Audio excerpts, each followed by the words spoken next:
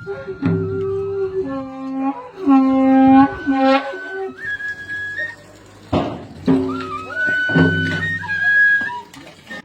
दर्शकों, स्वागत है आपका स्ट्रेट लाइन में और मैं हूं आपके साथ मोहित कोतवाल।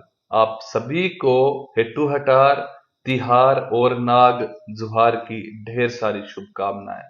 ये त्योहार चैत्र मास की होली के बाद आने वाला नाग संस्कृति का त्योहार है, जिसे कि भद्रवा में भीषण सर्दियों के बाद मनाए जाने वाला यह त्योहार है। भद्रवा में इस त्योहार को बड़े ही धूमधाम के साथ मनाया जाता है।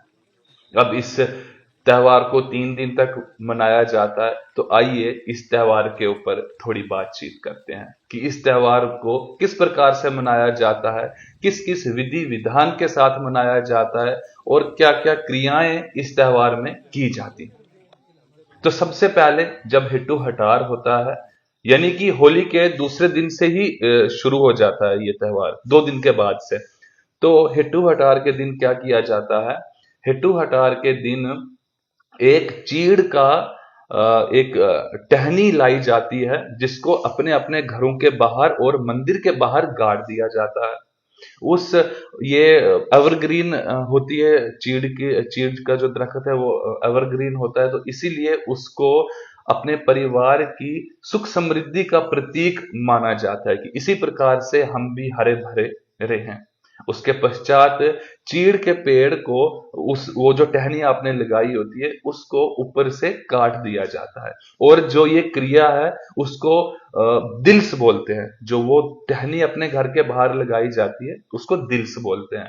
तो दिल्स जब आप अपने घर के बाहर लगाते हैं हेट्टू हटार वाले दिन, तो उस दिन क्या किया जाता है कि घर में लुच्ची शुच्ची बड़े और भी बहुत सारे पकवान घरों में प्रसाद के रूप में बनाए जाते हैं। छोटे बच्चों के लिए ये त्योहार बड़ा ही आनंदमय होता है, क्योंकि बच्चों को मक्की के आटे के बने हुए बकरे भेड़ू बना के माएं बनाती हैं उनको, और एक माला में पिरोया जाता है, एक हार बनाया जाता है, और बच्चे अपने अपने गलों में डालकर खूब धूम मचाते हैं। पूरे गांव में नाचते फिरते हैं उन बकरों को अपने गले में डालकर, यानी कि बकरे की आकृतियां, भेड़ बकरे की छोटी छोटी आकृतियां बनाई जाती हैं। उसके पश्चात बच्चे बस यही गुनगुनाते रहते हैं, हेट्टू हटार काला त्योहार, डाग मोमा दार गाड़, तेरे मेरे लड़ बकरे मार कड़ किंचौ। इसका अर्थात ये है कि आज हेट्टू हटार है, कल त्योहार है। तो त्योहार के लिए डाक कहा जाता है शेर को, कि शेर मामा दरवाजा खोल और अंदर आ, तुझे जितने भी बकरे मिलते हैं तो उनको तू खा ले, काट ले, ताकि कल त्योहार के लिए जो त्योहार है उसके लिए धाम बने, उसके लिए मांस का प्रबंध हो जाए। क्योंकि आप सभी लोग जानते हैं कि भद्रवा घाटी में और नाग कल्चर में बलि प्रथा भी है और मांस को भी खाया जाता है। तो उसके पश्चात बच्चे बस यही पूरी रात यही गुनगुनाते रहते हैं और खूब धूम मचाते हैं। उसके पश्चात वो सब कुछ जो लुच्ची शुच्ची चढ़ाई होती है, बनाई होती है, उसको दिल्स के पास चढ़ाया जाता है।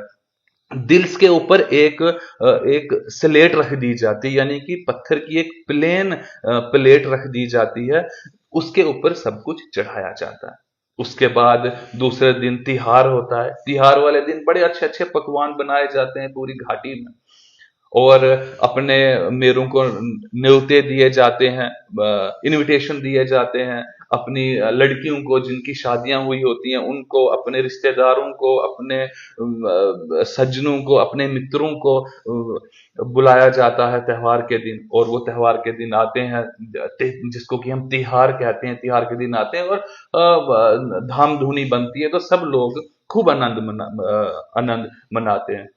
तो जो वो दिल्स बाहर आपने लगाया होता है, उस दिल्स के ऊपर जो कुछ भी आपने बनाया है, आपने दाल चावल जो भी बनाया या मांस जो भी बनाया, तो वो सब कुछ उसके ऊपर चढ़ाया जाता है। वो जो दिल्स के ऊपर जो आपने चीड़ की टहनी लगाई है उसके ऊपर जो पत्थर रखा होता है उसके ऊपर वो चढ़ाया जाता है, और उसके बाद उसको पूजा जाता है माँ की दाल और चावलों के साथ।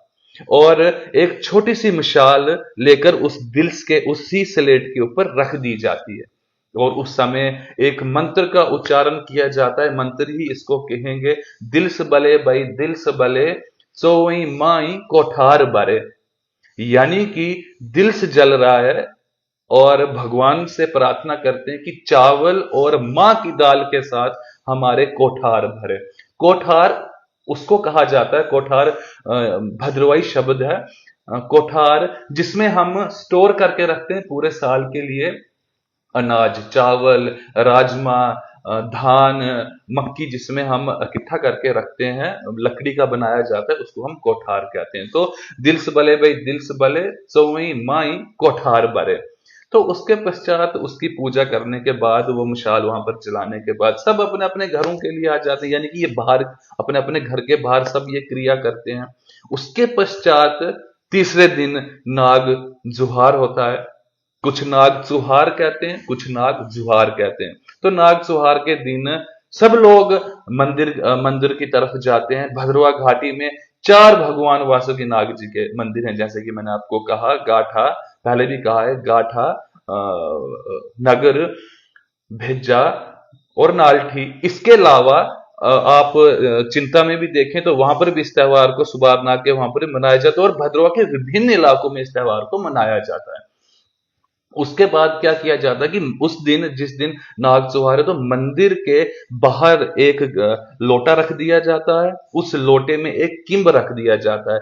किंब एक प्रजाति है, संतरे की प्रजाति किंब भी है। वो भद्रवा में इस समय में वही ताजा फल हमें मिलता है। उस किंब को उसके बीच में रखा जाता है। और भद्रवा नाग संस्कृति के जितने वादक यंत्र हैं, यानी कि जितने भी बजाने वाले यंत्र हैं, उसमें हम थाप देने वाले यंत्रों की बात करें या फूंक देने वाले यंत्रों की बात करें, जिसमें कि ढोल, बेंश, तुरी, नागफनी, काल, चौसरे, तुरी, यानी कि ये सभी यंत्र, फ्लूट, बांसुरी, ये बजाए जाते हैं। और जब उससे वो तरंगे निकलती हैं तो उससे वो किंब जो होता है वो उल्ट पलट जाता है।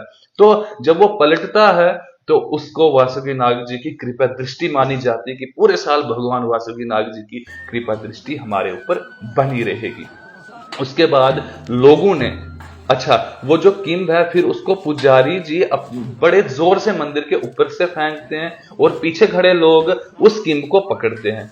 ऐसा माना जाता है कि उस किंब को जो भी पकड़ता है उसको पुत्र की प्राप्ति अवश्य होती है। उसके पश्चात सब लोगों ने अपने अपने घरों से किंब और अखरोट, पैसे, जो भी उनके घर में, यानी कि ड्राई फ्रूट्स भी डाले जाते हैं, तो उनको मंदिर के ऊपर से फेंका जाता है। उसी को नाग जुहारना कहते हैं, नाग जुहारना जी आज। उसके बाद फिर ढोल बेंच बजता है जो हमारा फोक म्यूजिक है, और चेले उसके ऊपर चौकी करते हैं, डानी जिसको हम कहते हैं, डानी आती है और जो भी कुछ उनको दिखाई देता है वो जनता के साथ, प्रजा के साथ बोलते हैं। इसी दिन नाग मंदिरों के साथ वाली जितनी भी बावलियां हैं, फिर हम नाग मंदिर की बात करें या अपने गांव की जितनी भी, देखिए ये त्योहार जो है ना वो साफ सफाई से भी जुड़ा हुआ है, क्योंकि सर्दियों में काफी बारिशें, बर्फ के कारण बावलियों में गंदगी भी जमा हो जाती है और साथ में चीकड़ वगैरह होती है। तो इस दिन से अब आगे मौसम सही हो जाता है तो बावलियों की भी सफाई की जाती है, बड़े अच्छे तरीके के साथ उनको साफ किया जाता है। और उसके बाद उनको पूजने के पश्चात फिर मंदिर की, जो मैंने आपको कहा, तो वो क्रिया भी की जाती है। उसके पश्चात मंदिर में नाग चुहारने के पश्चात फिर घर आकर इस दिलस को काट दिया जाता है, जो कि आप वीडियो के माध्यम से देख पा रहे हैं। दिल्स को काटने के बाद फिर आगे की क्रिया शुरू होती है। ही दिन से पनाव शुरू हो जाता है। जैसे कि कुनसोत के दिन ठल होती है, वैसे ही पनाव होता है। सभी लोग अपने अपने घरों से बड़े बुजुर्गों के पास जाते हैं और बाहर से आवाज देते हैं कि यारा जी पनाव, यानी कि मैं अपने दादाजी को कह रहा हूं, जैसे दादाजी पनाव देता हूं आपको, तो वो अंदर से आवाज देते हैं नित पनाव। तो फिर उनको अब वो जो भी पनाव देने आया उसको घर में लाया जाता है, बड़ी उसको आदर सद्भाव के साथ उसको भोजन दिया जाता है, उसकी बहुत सेवा की जाती है। उसके बाद उसी के दूसरे दिन यानी कि नाग जुहार के दूसरे दिन जो जमाई होता है, जवाई होता है, वो किंब पहुंचाने अपने ससुराल जाता है। देखिए ये रूटीन्स हमारे कल्चर की अगर बात करें तो बड़ा रिच कल्चर है। हर महीने में लगभग हर महीने में एक नाग त्योहार जरूर आता है, नाग संस्कृति का त्योहार जरूर आता है। अब इस महीने में आपने देखा शरारी यात्रा थी, शरारी यात्रा के बाद नाग जुहार आया, इसके बाद इसमें अप्रैल में बैसाखी आएगी, बैसाखी के बाद आगे आपका फिर वासुकी नाग जी का जन्मदिन अखेटी आएगी। तो यानी कि त्योहार चलते रहते हैं भद्रवा घाटी में नाग संस्कृति के। नाग संस्कृति का गढ़ माना जाता है भद्रवा को। इसके पश्चात अगर हम बात करें, मैं किम की बात सुना रहा था कि जमाई किम पहुंचाने जाता है अपने ससुराल में।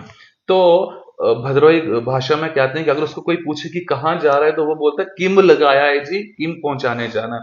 यानी कि शादी के पहले साल अगर आप वो किम लेकर अगर आप उस रूटीन को शुरू करते हैं तो उसको आपने फॉलो करना है मरते दम तक। वो किम आपने पहुंचाना ही पहुंचाना है अपने ससुराल में।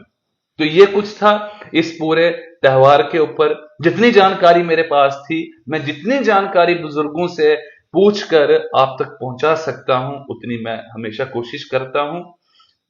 आप बने रहिए हमारे साथ ऐसी और वीडियोस के लिए। नाग संस्कृति की बात करें, हम बात करें नाग मंदिरों की, ये जितने भी प्राचीन मंदिर जम्मू कश्मीर में हैं या पूरे हमारे हिंदुस्तान में हैं, हम हमेशा कोशिश करते हैं, द स्ट्रेट लाइन हमेशा कोशिश करता है कि आपको उनके साथ रूबरू कराया जाए। हम फिर किलों की बात करें या और किसी भी यानी कि हिस्ट्री की बात करें तो प्रयास करते हैं खबरों के साथ साथ में, समाचारों के साथ साथ में आपको हिस्ट्री और त्योहारों के बारे में भी बताना हम आपको लाजमी समझते हैं।